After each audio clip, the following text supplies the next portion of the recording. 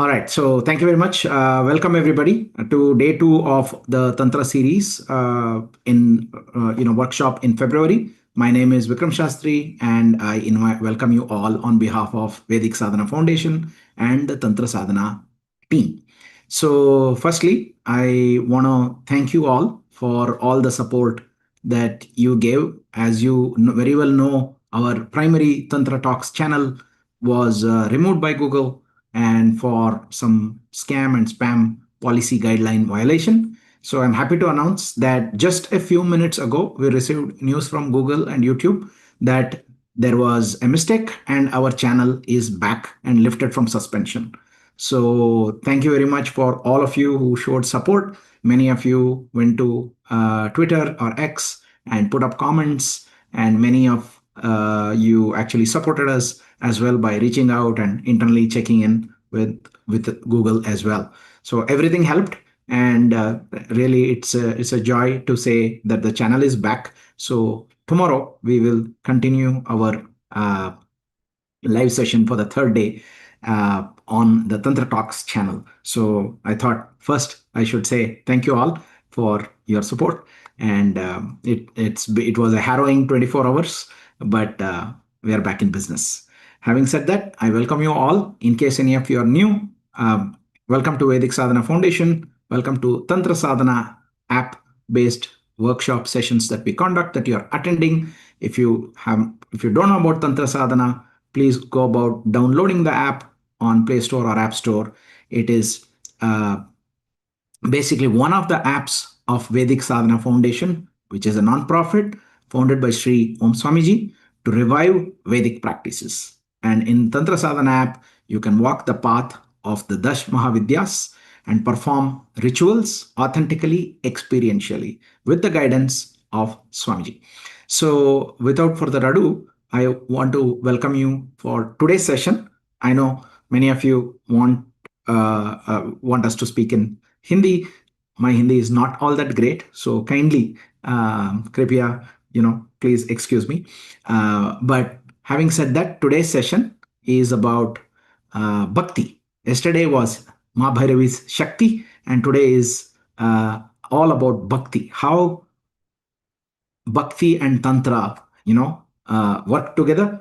And to throw more light on the subject, we have none other than Brahmachari ji to guide us and take us through this wonderful topic. Brahmachari ji, Jai Shri, and welcome to the session. Thank you so much, Vikram. I hope I'm audible and visible enough. Yes, thank you so much, Brahmachari ji. Thank you so much. So without further ado, let's do a गुरु स्तुति। हम एक गुरु स्तुति करेंगे, गुरु भगवान का आवाहन करेंगे, उसके बाद सेशन में आगे बढ़ेंगे। ओम अखंड मंडलाकारं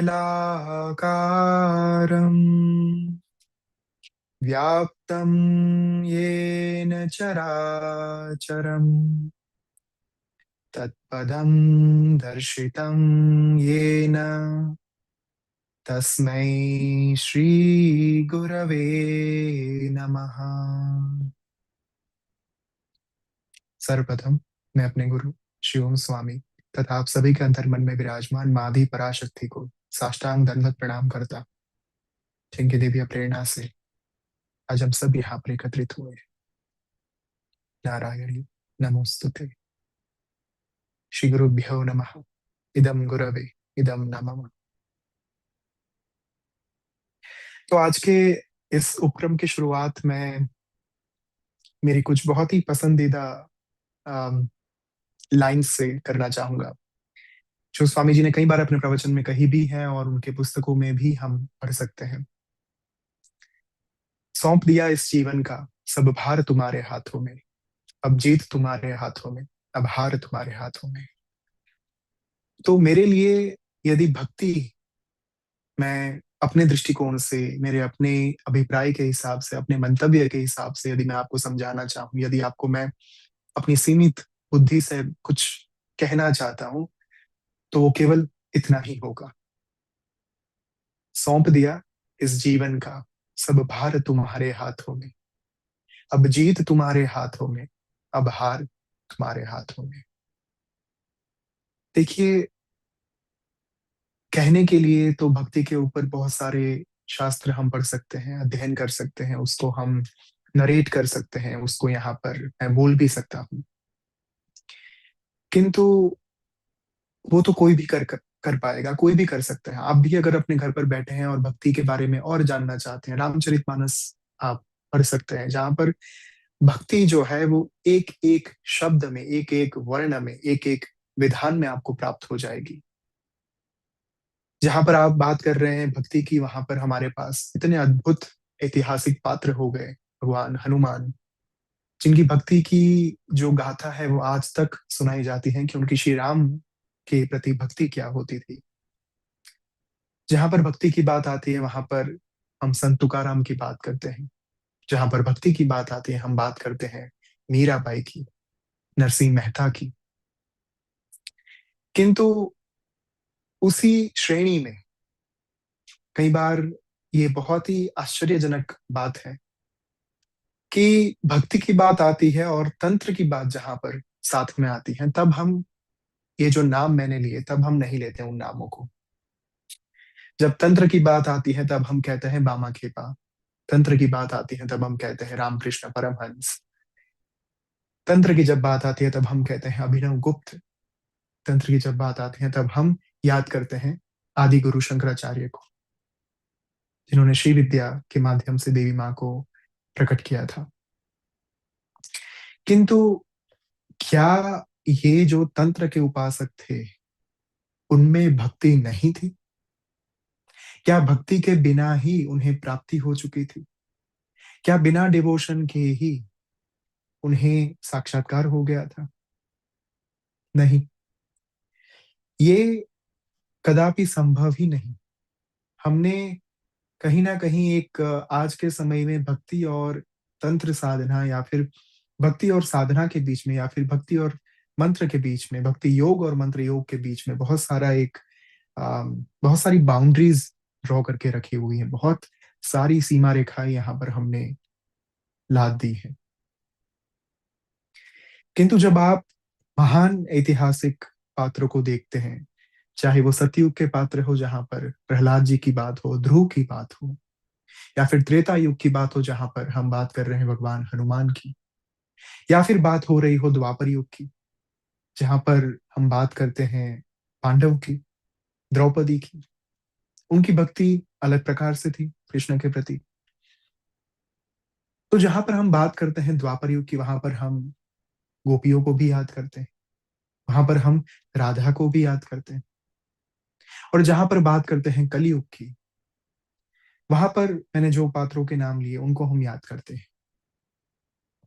किंतु ये जो बाउंड्रीज हैं उनकी वजह से एक बहुत ही दुखद बात हुई है। जैसे हम देखते हैं कि कुछ समय पहले से शैव और वैष्णव के बीच में एक अंतर चला आ रहा था। जब आदि गुरु शंकराचार्य आए, उन्होंने देखा कि पूरा सनातन धर्म जो है वो बिखरा हुआ पड़ा है।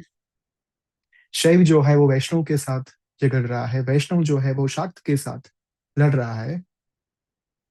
तब उन्होंने क्या किया, उन्होंने पंच देवता की पूजा को व्याख्यायित कर दिया और एस्टैब्लिश कर दिया कि ये जो है ये सभी के घर पर होने चाहिए, पांच देवता जो है वो सभी के घर पर होने चाहिए। भगवान शिव, भगवान विष्णु, भगवान गणपति, देवी माँ और भगवान सूर्य का स्वरूप, जिन्हें हम अर्घ्य देने के माध्यम से पूजते हैं। अब इन सभी की तांत्रिक उपासना भी करी जा सकती है। भगवान विष्णु की भी तांत्रिक उपासना हम कर सकते हैं। भगवान शिव की तो अघोर के माध्यम से और तंत्र की बहुत सारी साधनाएं हैं जो भगवान शिव को प्रसन्न करने के लिए की जाती हैं। और उनकी जो वैदिक साधनाएं हैं उनमें भी बहुत सारी स्तुतियां प्राप्त होती हैं, जैसे कि श्री रुद्रम प्राप्त होता है हमें, मंत्र बहुत सारे प्राप्त होते हैं, चाहे वो ओम नमः शिवाय हो, चाहे मृत्युंजय मंत्र हो, वैदिक मंत्र है सारे। और सामने की ओर उनके तांत्रिक मंत्र भी प्राप्त होते हैं। वैसे ही देवी माँ के वैदिक और तांत्रिक दोनों मंत्र प्राप्त होते हैं। सवितुर गायत्री मंत्र जो है वो वैदिक मंत्र है और नवान मंत्र जो है वो तांत्रिक मंत्र है। भगवान सूर्य की जो उपासना है, जहां पर मंत्र है कार्तिक सूर्य साधना का, रिंग अश्वतेजस्य अधोवाणी स्वाहा, तांत्रिक मंत्र है। उसी स्थान पर जब हम अर्घ्य अर्पण करते वक्त भगवान को कहते हैं ओम सूर्याय नमः, ओम भानवे नमः, ओम भास्कराय नमः, सारे वैदिक मंत्र हैं। जहां पर बात हो रही है भगवान गणपति की, उच्छिष्ट गणपति जो स्वरूप है, उनका जो मंत्र है ओम हस्ति पिशाची लिखे स्वाहा, स्वरूप ही तांत्रिक है, तो मंत्र तो स्वाभाविक तौर पर तांत्रिक होगा। और उनका वैदिक मंत्र भी है हमारे पास, ओम गणानान्त्वा गणपति गुं हवामहे, प्रियाणान्त्वा प्रियपति गुं हवामहे, निधीनान्त्वा निधिपति गुं हवामहे, वसो मम आहमजानि गर्भधमात्वमजासि गर्भधम। श्री गणेशाय नमः, गं गणपतये नमः इत्यादि बहुत सारे मंत्र जो है वहां पर वैदिक टेक्सचर जो है वो देखा जा सकता है। दोनों प्रकार से, दोनों मंत्रों को सिद्ध करने के लिए, दोनों मंत्रों से अपने इष्ट की प्राप्ति करने के लिए भक्ति का होना नितांत आवश्यक है।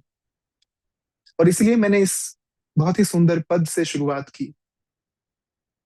भक्ति का मूल समर्पण है। भक्ति तब तीव्र होती है जब समर्पण अति तीव्र हो। जब हम ईश्वर को ये कहकर चले कि देखो मैंने आपको अपना जीवन सौंप दिया, अब सौंप दिया इस जीवन का सब भार तुम्हारे हाथों में, सारा बोझ मैंने आपके चरण कमलों में अर्पण कर दिया। मैं जो अपने कंधों पर अलग अलग प्रकार की चिंताओं की पोटली लेकर चल रहा था, उसकी वजह से जो मैं लद गया था पूरा, और मैं झुक गया था, मेरा पूरा जो शरीर, मेरा पूरा मन जो है, मेरी भावनाएं इस बोझ के कारण अत्यंत आहत हुई थी। अब उस बोझ को उतार कर मैं आपके चरणों में भगवान अर्पण कर रहा हूं। किस भावना के साथ? अब जीत तुम्हारे हाथों में, अब हार तुम्हारे हाथों में। अब जो कुछ भी हो, जैसे भी हो, जब भी हो, सब मैं आपका दिया हुआ मानूंगा। तेरा पाना मीठा लागे।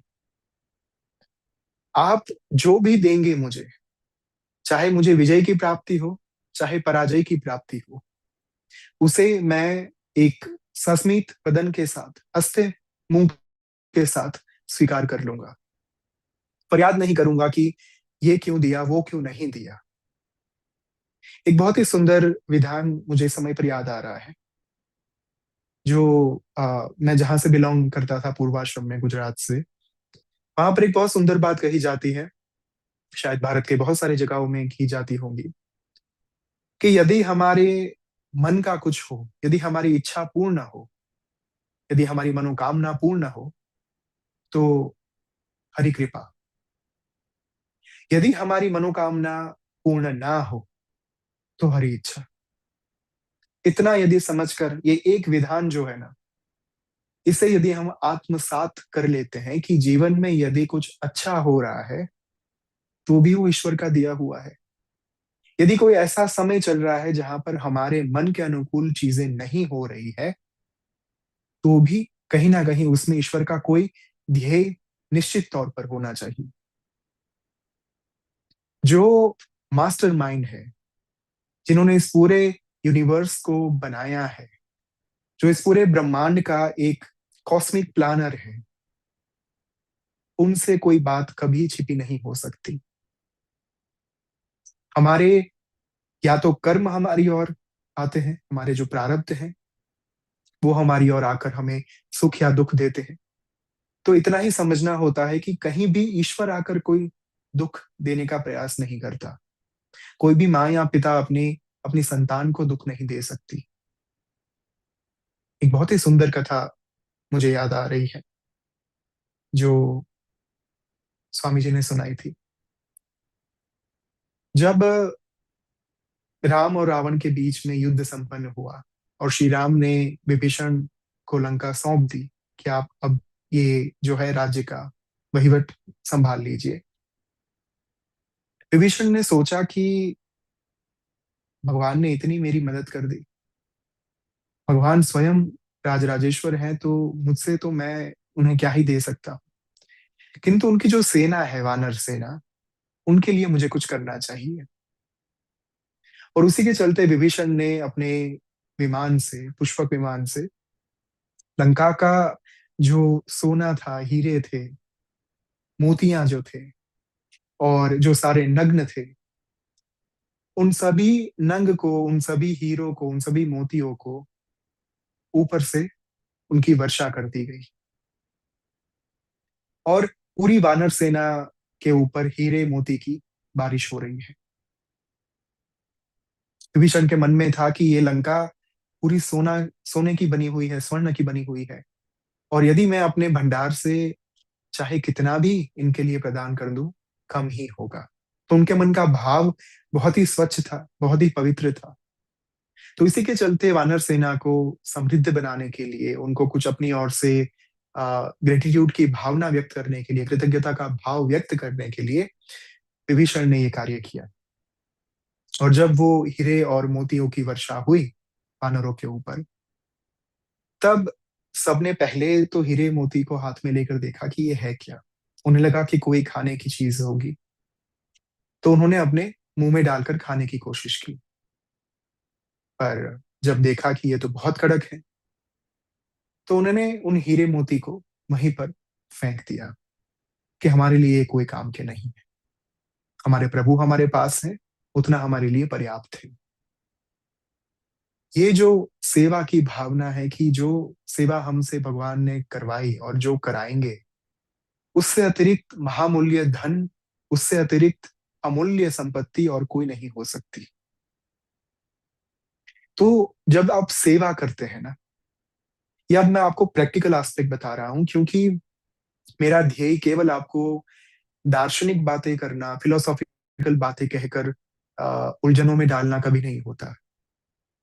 मेरा एक ही ध्येय होता है कि मैं आपको प्रैक्टिकल एस्पेक्ट बताऊं कि आप वास्तव में अपने जीवन में क्या कर सकते हैं जिसके कारण भक्ति में बढ़ावा हो, बढ़ोतरी हो, आपके समर्पण में बढ़ोतरी हो। बाकी दार्शनिक बात करने वाले बहुत बैठे हैं, और फिलोसॉफिकल बातें जो है, आप इंटरनेट पर, पूरा इंटरनेट भरा पड़ा है उससे। यदि मैं भी वहां पर वही बातें करूंगा, तो मुझे नहीं लगता कि आप यहाँ से कुछ लेकर जा सकते हैं। आप यहाँ पर आए हैं, अपना समय दे रहे हैं, अमूल्य समय दे रहे हैं, तो मेरा ये कर्तव्य है, मेरा ये स्वधर्म है। मेरे गुरु के द्वारा जो मुझे सेवा दी गई है, उसकी पराकाष्ठा ही यह है कि आप यहाँ से कुछ ऐसी चीज लेकर जाए जो आपके जीवन में, आप रोजमर्रा के कार्य में उसका उपयोग कर पाए। तो ये जो मैं आपको कहने जा रहा हूं, यदि आपने इसको एक स्वर्ण अक्षरों में मन में धारण कर लिया, तो भक्ति और समर्पण ला पाना कठिन नहीं होगा। और वो कार्य है सेवा का। जब आप सेवा करते हैं, उससे बहुत सारी चीजें होती हैं एक साथ, और आपको पता भी नहीं होता कि आपका ट्रांसफॉर्मेशन जो है, आपका परिवर्तन शुरू हो चुका है। मान लीजिए आप किसी भी प्रकार से पूरे दिन में सिर्फ एक बार 10 या 15 मिनट के लिए किसी भी गरीब की सेवा करते हैं, किसी भी ऐसे इंसान की जिसके पास भोजन नहीं है, उसको आप भोजन कराते हैं। कोई भी ऐसा इंसान जो पढ़ना चाहता है, उसके पास कोई किताब नहीं है, आप उसे किताब देते हैं। वो जो दान का कार्य है, वो जो सेवा का कार्य है, चाहे वो समाज सेवा हो, चाहे वो धन के माध्यम से की गई सेवा हो, चाहे वो विद्या, आप अपनी विद्या किसी को प्रदान करें, आप अगर टीचर हैं, आप कोई प्रोफेसर हैं, यदि आपके पास कोई विशेष ज्ञान है, आप किसी चीज में एक्सपर्ट हैं, और आप किसी ऐसे व्यक्ति को अपनी विद्या जो है वो प्रदान करते हैं जिसे उसकी जरूरत है, जो शायद कभी पढ़ नहीं पाएगा जीवन में अपने आर्थिक स्थिति के कारण, यदि वो विद्या आप उनको प्रदान करते हैं, तो वो विद्या की सेवा हो जाती है। तो यही बात, किसी भी प्रकार से सेवा यदि आप कर रहे हैं, और सेवा का अर्थ कभी केवल धन की सेवा नहीं होता, वो तो बहुत सारे लोग कर ही रहे हैं।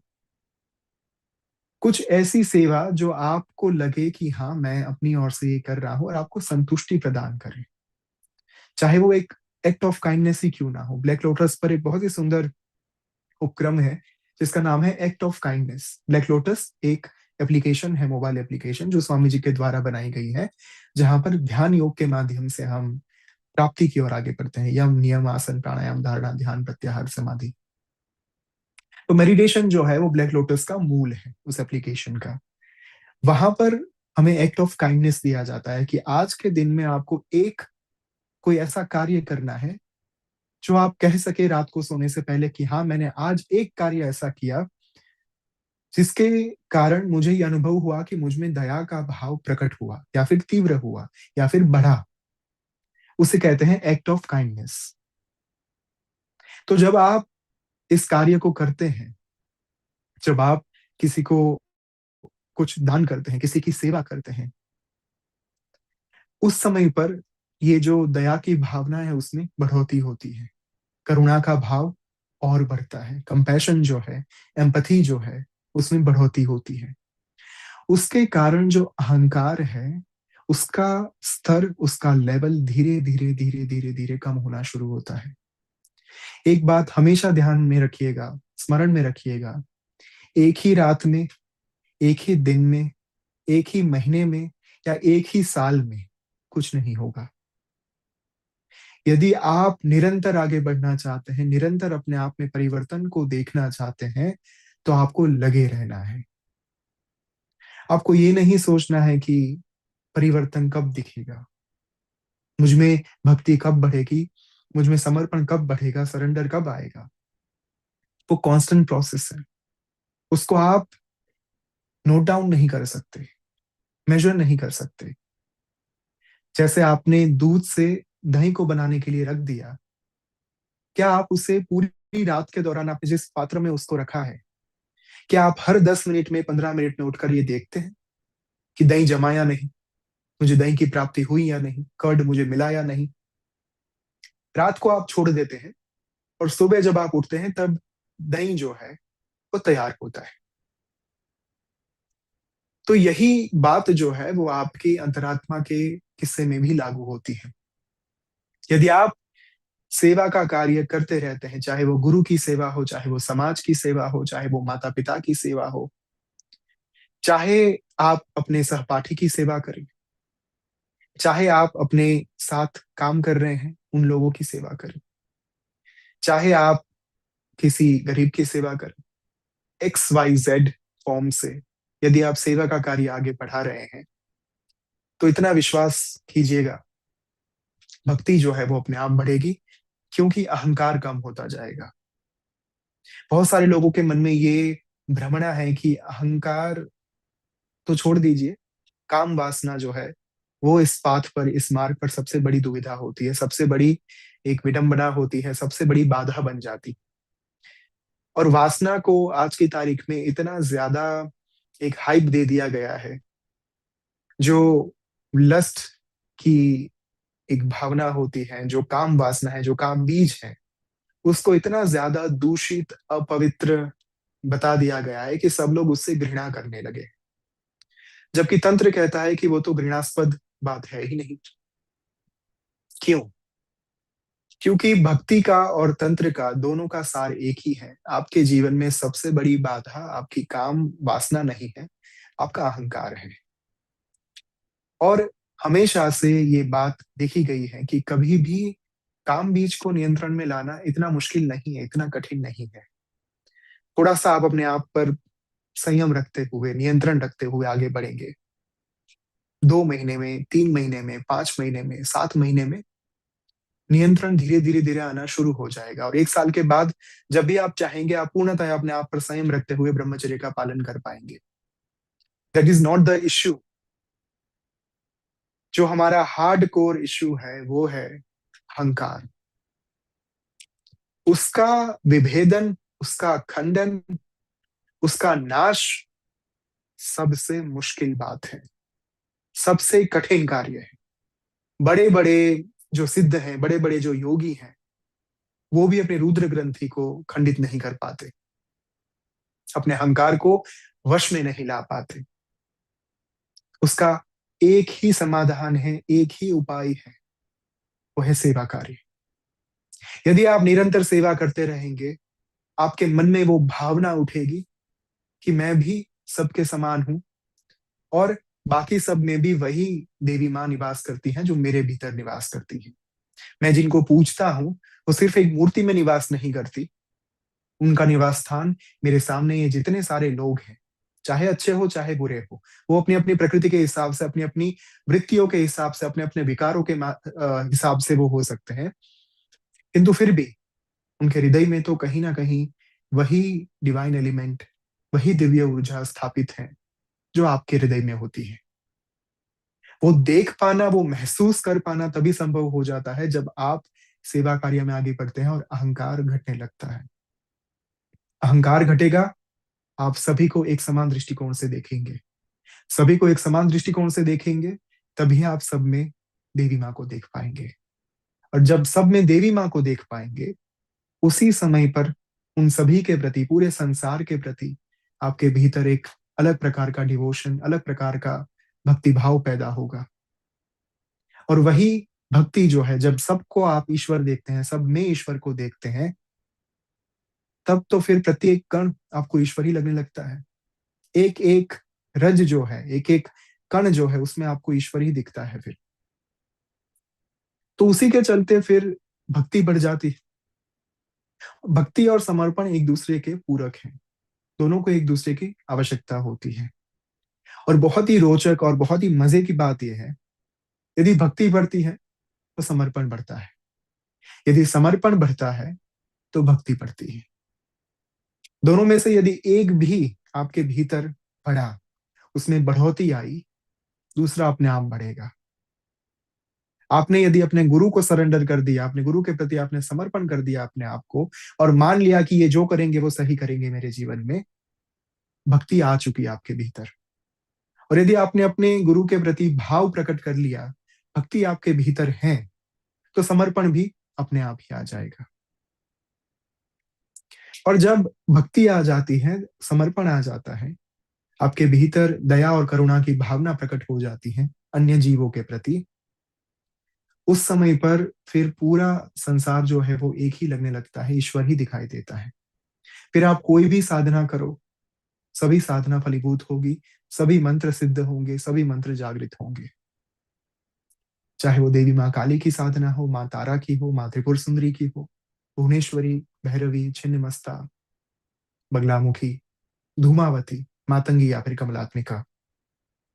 कोई भी महाविद्या की साधना हो, नव दुर्गा की साधना हो, कोई भी स्वरूप की साधना आपके लिए अत्यंत सुलभ हो जाएगी, क्योंकि आपने मूल को पकड़ लिया है। अब आप शाखाओं में या फिर पत्तों में नहीं निवास कर रहे हैं, आपने एक वृक्ष के मूल को ही धारण कर लिया और उसी को पकड़ कर रखा, तो फिर पूरा वृक्ष आपका हो जाएगा। उस वृक्ष पर जितने भी फल हैं, जितने भी पत्ते हैं, वो प्रत्येक पत्ते, प्रत्येक फल आपके लिए काम करेंगे, प्रत्येक शाखा आपको सहायता करेगी। तो इसी कारण से भक्ति जो है उसे एक अटमोस्ट स्थान दिया गया, और साधना की जो पराकाष्ठा है वो भक्ति को माना गया। एक बार यदि वो प्राप्त हो जाती है, फिर कुछ भी ऐसा नहीं जो अलभ्य हो, कुछ भी ऐसा नहीं जो अप्राप्य हो, कुछ भी ऐसा नहीं जो फिर आपको जीवन में प्राप्त ना हो। और फिर तो एक इंसान राजधानी एक्सप्रेस छोड़ दीजिए, बुलेट ट्रेन छोड़ दीजिए, मेट्रो ट्रेन छोड़ दीजिए, वो फिर सोनिक जो साउंड होता है ना, उस गति से वो आगे बढ़ता है अपनी यात्रा पर, अपने मार्ग पर। और प्राप्ति उसे फिर अवश्य होकर रहती है, चाहे वो किसी भी स्थान पर हो, किसी भी अवस्था में क्यों ना हो, कहां पर भी क्यों ना, कहीं पर भी क्यों ना वो इंसान रहता, वो साधक का निवास चाहे कहीं पर भी क्यों ना हो, चाहे वो स्थान कितना ही अपवित्र क्यों ना हो, चाहे उसके आसपास कितने ही अपवित्र लोग क्यों ना हो, फिर भी उसे प्राप्ति अवश्य होगी। एक बहुत ही सुंदर कथा मैंने पढ़ी थी, रामकृष्ण कथामृत, जो एक बहुत ही सुंदर, उनमें कथाएं दी गई हैं बहुत सारी। उनमें से एक कथा मुझे, मेरे दिल को छू गई।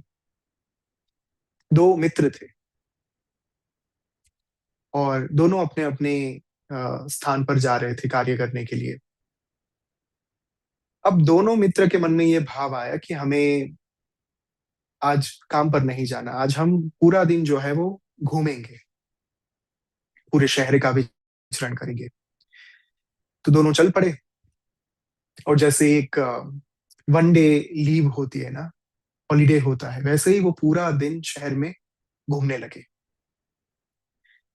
तो एक मोड़ आया जहां पर कुछ लोग जो है वो श्रीमद् भागवतम का श्रवण कर रहे थे। एक पंडाल लगा हुआ था और उस पंडाल में श्रीमद् भागवतम की कथा जो है वो सुनाई जा रही थी, भागवत सप्ताह वहां पर चल रही थी। तो एक मित्र ने कहा कि बंधु, यहाँ पर ठहरते हैं, कथा को सुनते हैं, बहुत आनंद आएगा। भगवान श्री हरि की अलग अलग कथाएं सुनेंगे और उस रस का पान करेंगे। दूसरे मित्र ने कहा कि तुम जाओ, मुझे नहीं आना, मुझे अभी जाना है जो प्रोस्टिट्यूट्स का घर होता है, वेश्यालय जिसे कहते हैं, वेश्या घर जिसे कहते हैं, मुझे वहां पर जाना है।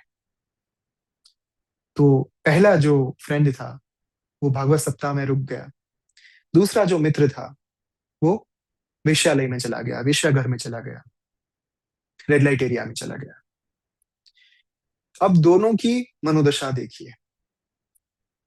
जो दूसरा मित्र था जो रेड लाइट एरिया में गया था, उसके मन में जब वो कार्य कर रहा था उस समय पर एक ऐसा विचार प्रकट होता है जिसके कारण उसे घृणा उत्पन्न होती है। वो अपने आसपास के नजारे को देखता है, वो किस कमरे में है, वो कमरा कितना बदबूदार है, किस अवस्था में है वो स्वयं, किसके साथ है।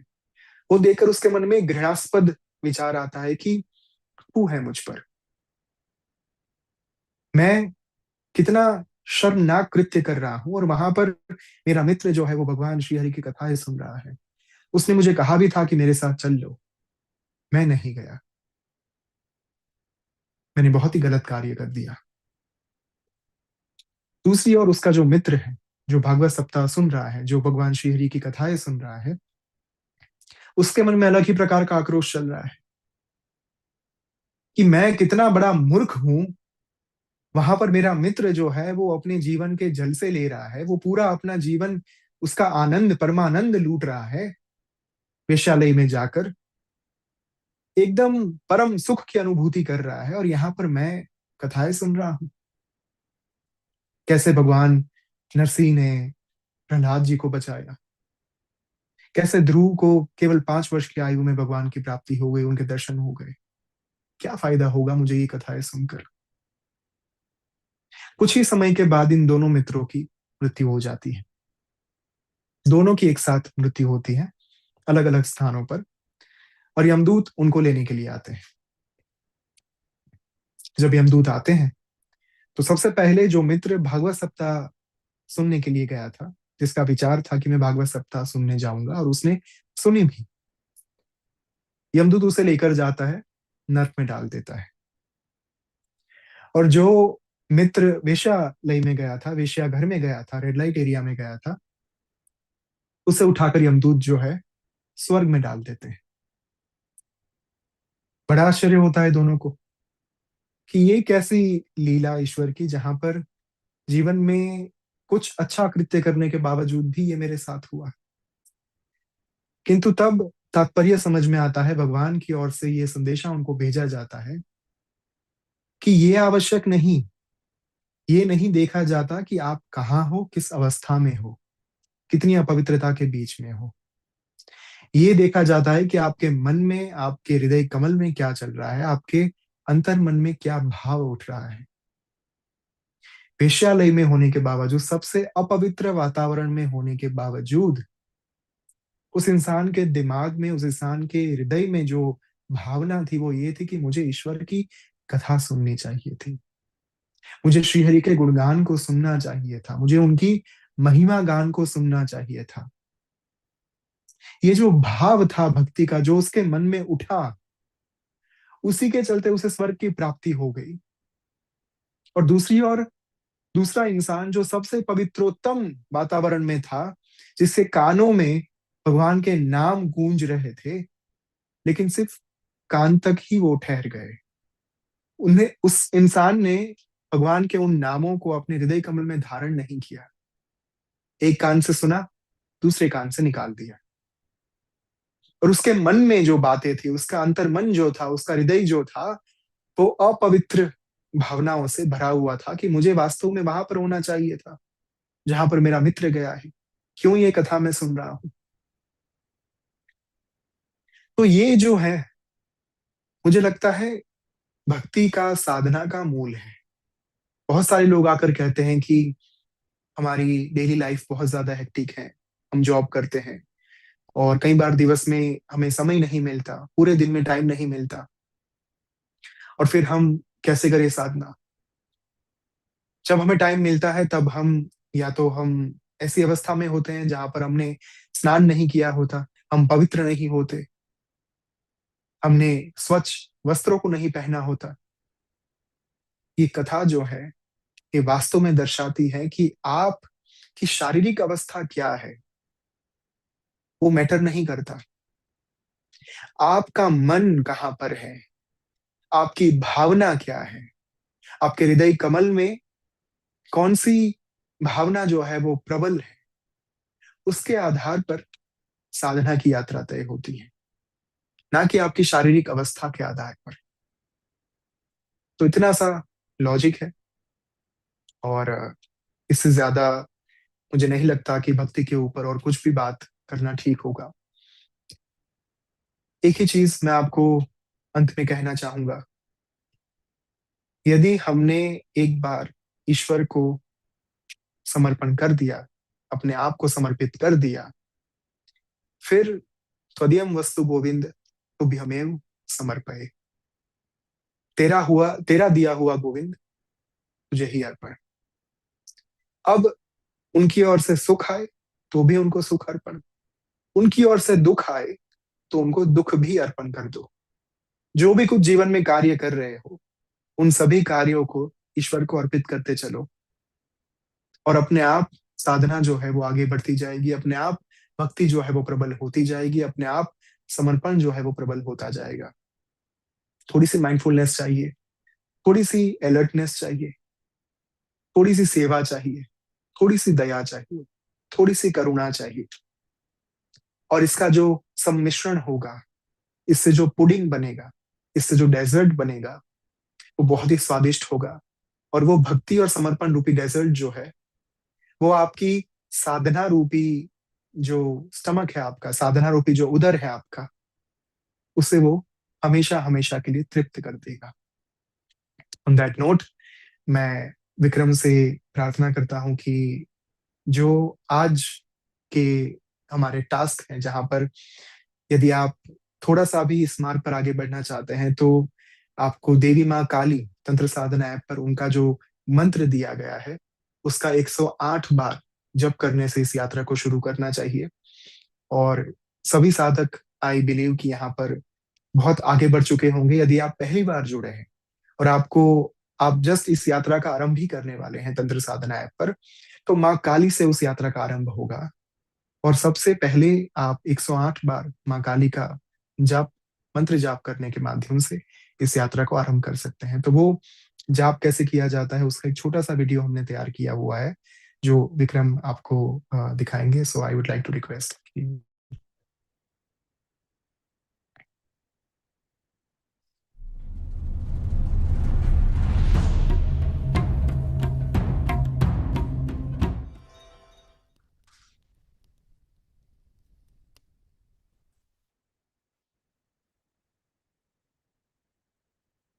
ओम ह्रीं ह्रीं हुं हुं क्रीं क्रीं क्रीं दक्षिण कालिके।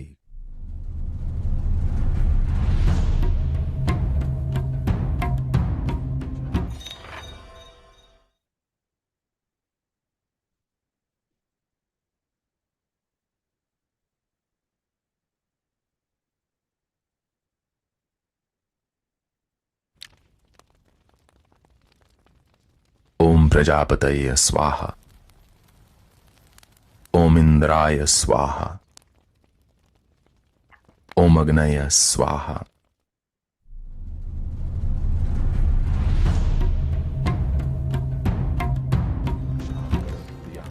ओम तत्पुरुषाय विद्महे महादेवाय धीमहि तन्नो रुद्रः प्रचोदयात्। ओम कालिकाय विद्महे शमशानवासिन्य धीमहि तन्नो घोरे प्रचोदयात्।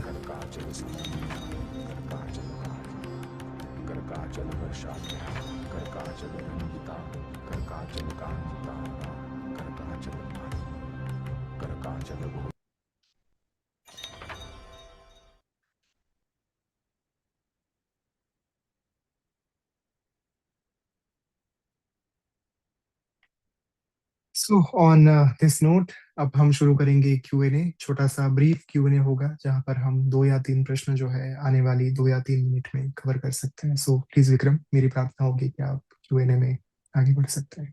Thank you very much, Brahmachari ji. One of the questions Sadak was asking is, in general, how do we surrender our ego? And adding to that, is there any one activity one can do on a daily basis to go forward in this, to surrender the ego? अहंकार को त्यागने का सबसे बड़ा रास्ता है, सबसे अमोघ शस्त्र है सेवा। तो जितनी ज्यादा आप सेवा करेंगे पूरे दिवस में, आपको एटलीस्ट एक कार्य सेवा का जरूर करना चाहिए, चाहे वो किसी भी फॉर्म में हो। आप विद्या की सेवा कीजिए, आप अपना नॉलेज किसी को प्रदान कर सकते हैं, आप गरीबों को कुछ दान दे सकते हैं, आप उनको भोजन करा सकते हैं। सेवा के तौर पर आप मान लीजिए किसी बच्चे को पढ़ा सकते हैं। यदि आप वो भी नहीं कर पा रहे हैं तो किसी बड़े बूढ़े की सेवा कर दीजिए, अनाथ आश्रम में जाकर किसी की मदद कर दीजिए, किसी का दुख सुनिए वहां पर जाकर। जो एक ऑर्फनेज होते हैं वहां पर जाकर बच्चों के साथ थोड़ा टाइम स्पेंड कीजिए। तो कोई भी ऐसा कार्य जहां पर आपको थोड़ा सा एफर्ट करना पड़े समाज के लिए, दूसरे लोगों के लिए, जो जिनको आप जानते नहीं है, जो आपके परिचित नहीं है, जो अपरिचित लोग हैं, उनकी आप किसी ना किसी प्रकार से मदद करेंगे, वो सेवा कार्य गिना जाएगा। और वो सेवा कार्य पूरे दिन में आप जरूरी नहीं कि 1 घंटा 2 घंटा दे, 10 मिनट से शुरू कीजिए, 15 मिनट 20 मिनट या आधा घंटा दे दीजिए। उसमें जो आपके पास जितना समय है उतना आप कोशिश कीजिए, और उसी के माध्यम से इससे बड़ा ब्रह्मास्त्र और कोई नहीं है अहंकार को तोड़ने का। अगर आप ईगो को चूर चूर करना चाहते हैं, खंडित करना चाहते हैं, हमेशा हमेशा के लिए नष्ट करना चाहते हैं, सेवा इज द ओनली वे, जो मुझे पता है। Thank you so much, Brahmachari ji.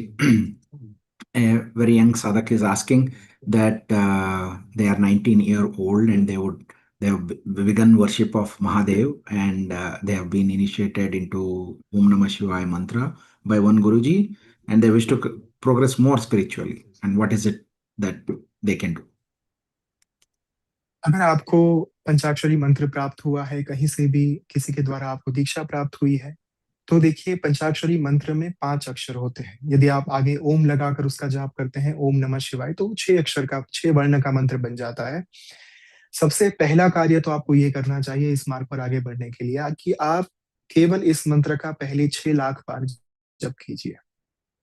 सबसे पहला कार्य इस मार्ग पर उन्नति प्राप्त करने के लिए, यदि आपको मंत्र प्राप्त हुआ, यदि आपको अपने गुरु के प्रति श्रद्धा है, यदि आपको अपनी लीनिएज, अपने संप्रदाय के प्रति आपको सम्मान है, आदर है, और आप संप्रदाय के जो नियम है, जो संप्रदाय के विविध सिद्ध हैं, उनका फल प्राप्त करना चाहते हैं, तो पहले आपको जो मंत्र प्राप्त हुआ है गुरु के द्वारा, गुरु का नाम लेकर सबसे पहला संकल्प तो आप ये लीजिए कि मैं पहले 2 या 3 छोटे अनुष्ठान करूंगा, लघु महापुरुष चरण करूंगा, 1.25 लाख के, 1.25 लाख ओम नमः शिवाय मंत्र के। 3 बार ये लघु महापुरुष चरण संपन्न हो जाए, उसके बाद 3 बार आपको इसके महापुरुष चरण करने चाहिए ओम नमः शिवाय मंत्र के साथ। तो यदि आप करना चाहते हैं तो साधना ऐप पर यह मंत्र का अनुष्ठान जो है वो विधिवत दिया गया है। चाहे आप किसी भी संप्रदाय से जुड़े हुए हो, किसी भी गुरु के द्वारा आपको ये मंत्र प्राप्त हुआ है, आप साधना ऐप पर इस मंत्र का अनुष्ठान कर सकते हैं। उसमें कोई आपकी लीनिएज नहीं बदल जाएगी, आप इस मंत्र का पूर्ण प्रभाव प्राप्त कर पाएंगे। तो या तो आप वहां से कर लीजिए, वहां से नहीं कर सकते, मन ही मन पूरा आप एक अपने तरीके से एंशिएंट साइंस ऑफ मंत्रास में पूरी पद्धति दी गई है, जो स्वामी जी की बुक है एंशिएंट साइंस ऑफ मंत्रास, जो हिंदी में भी अवेलेबल है प्राचीन मंत्र विज्ञान के नाम से। पूरा डॉक्यूमेंट आप खुद से बना सकते हैं कि कैसे मंत्र के पहले क्या करना चाहिए, पवित्रीकरण कैसे करना है, आचमन क्या करना है, और उसके बाद जो सारे विधि विधान दिए गए हैं वो कैसे करने हैं। तो खुद से करना चाहते हैं तो वहां से कर सकते हैं, हेल्प लेना चाहते हैं तो साधना ऐप की आप सहायता ले सकते हैं। खुद से करना चाहते हैं तो ओम नमः शिवाय का मैंने जो आपको कहा, सवा लाख 3 अनुष्ठान, उसके बाद 3 महापुरुष शरण, 6 लाख जप के. That's how you can progress on the path. Thank you very much, Brahmacharya ji. One more question is, will we get tested in the marg of bhakti, in the path of bhakti? And if yes, like how do we even know that we are getting tested? तो किसकी परीक्षा नहीं हुई ना, ये सवाल पूछना चाहिए, ना कि ये कि हमारी परीक्षा होगी या नहीं. डेफिनेटली सबकी हुई है जो इस मार्ग पर चला है. आप नाम दे दीजिए, मीराबाई से लेकर संत तुकाराम से लेकर नरसिंह मेहता से लेकर रामकृष्ण परमहंस से लेकर बामा खेपा से लेकर, किन की परीक्षा नहीं, स्वामी विवेकानंद, किन की परीक्षा नहीं हुई. चाहे कोई भी उपासक हो, चाहे वो भक्ति योग का हो, मंत्र योग का हो, चाहे वो तांत्रिक साधनाएं करता हो, अघोर साधनाएं करता हो, जब आप ईश्वर की ओर आगे बढ़ते हैं, ईश्वर सबसे पहला कार्य तो क्या करेंगे ना, जो आपके प्रारब्ध हैं, आपके पूर्व जन्म के जो संचित कर्म हैं, जो आप बहुत जन्मों से इकट्ठा करके आए हैं, जो बैगेज लेकर आप यहाँ पर इस शरीर में अवतरित हुए हैं, पहले तो वो बैगेज हटाना पड़ेगा, वो कर्म काटने पड़ेंगे. कहीं ना कहीं थोड़ा सा शारीरिक, मानसिक और भावनात्मक पीड़ा जब आती है, तभी तो कर्म कटते हैं.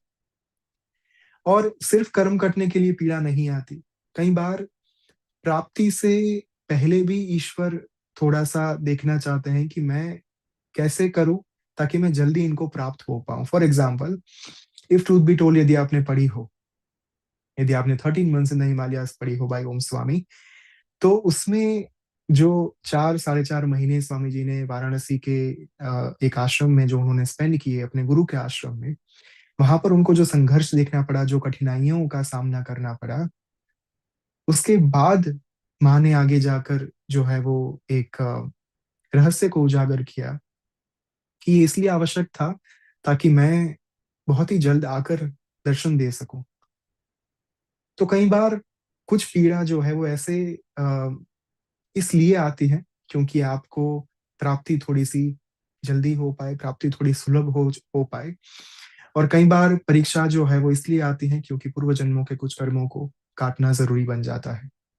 तो कोई भी रीजन हो सकते हैं, लेकिन एक चीज हमेशा याद रखिएगा, कोई भी उपासक, कोई भी साधक इतिहास में आपको ऐसा नहीं मिलेगा जिनको परीक्षा का सामना ना करना पड़ा हो.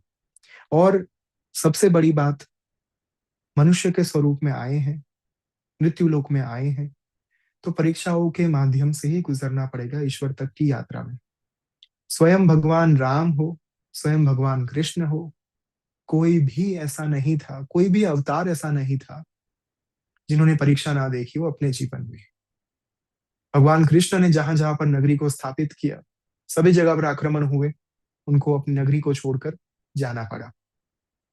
वैसे ही भगवान राम को इतने सालों का वनवास हुआ, कभी उन्होंने ये नहीं कहा कि मेरे साथ ये क्यों हो रहा है, मैं तो सत्यनिष्ठ हूं, मैं धर्मपरायण हूं, फिर भी मेरे साथ ये क्यों हो रहा है.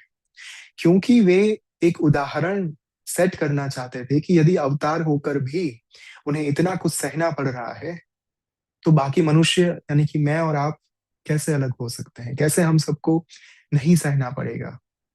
तो सिर्फ विश्वास के आधार पर, समर्पण के आधार पर ये जो नौका है ना, वो पार उतर जाएगी. इतना सा गणित है. Thank you so much, Brahmacharya ji, for that answer. One last question. This time and again, this question gets asked, Brahmacharya ji, which is like, how do we know our Ishta? So, आप 3 साधनाएं आपके लिए आवश्यक हो जाती हैं. सबसे पहली गणपति साधना, उसके बाद गायत्री साधना और गुरु साधना. अब देखिए, ये जो विधान मैं कह रहा हूं वो मेरे गुरु के द्वारा दिया गया है, और कहीं ना कहीं शास्त्र का मूल विधान है कि यदि आपको अपने इष्ट के बारे में जानकारी प्राप्त ना हो, तो गणपति साधना, गायत्री साधना और गुरु साधना आपको करनी होती है. और ये 3 साधनाओं को करने के बाद आपको एक बहुत ही स्ट्रॉन्ग क्लैरिटी मिल जाती है, या फिर आगे की साधना, आगे के मंत्र को जपने का, उसकी साधना करने का एक रास्ता आपको प्राप्त हो जाता है. ये तीनों साधनाओं का 1.25 लाख का अनुष्ठान नितांत आवश्यक है यदि आप अपने इष्ट के बारे में और गहराई से जानना चाहते हैं. यदि आप ये जानना चाहते हैं कि मैं आगे कौन सी साधना करूं, तो ये 3 साधना के पश्चात कहीं ना कहीं वो दिशा आपको अवश्य प्राप्त हो जाएगी जिसकी आपको तलाश है।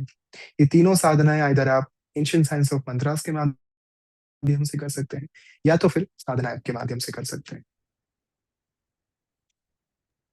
Thank you so much, Brahmachari ji, for your time and guidance. And thank you everybody for attending this session. Over to you, Brahmachari ji, to close this session.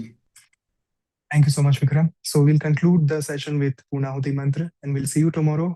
कल का जो विषय है वो है भगवान शिव, भगवान महादेव, क्योंकि 15 तारीख को महाशिवरात्रि है। स्वामी जी के द्वारा श्री बद्रिका आश्रम में रुद्राभिषेकम होने वाला है, जो लाइव प्रकाशित होगा, टेलीकास्ट होगा साधना ऐप पर। एवं जो हमारा अलग अलग एक विषय है, उस विषय पर कहीं ना कहीं हम आगे बढ़ेंगे। रुद्राभिषेकम के साथ महारुद्र साधना भी प्रकाशित होने वाली है, टेलीकास्ट होने वाली है साधना ऐप पर। तो भगवान शिव, महाशिवरात्रि का विषय, उसी के साथ हम कल एक बार फिर से मिलेंगे 7:30 PM पर। जाने से पहले पूर्णाहुति मंत्र के साथ भगवान को विदा करते हैं।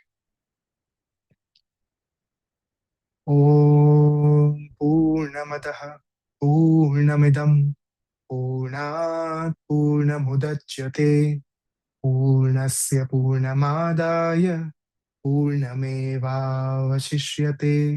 हरि ओम तत्सत्, हरि ओम तत्सत्, हरि ओम तत्सत्। Thank you so much. Thank you very much, everybody. Good evening, good night, Jai Shri Hari.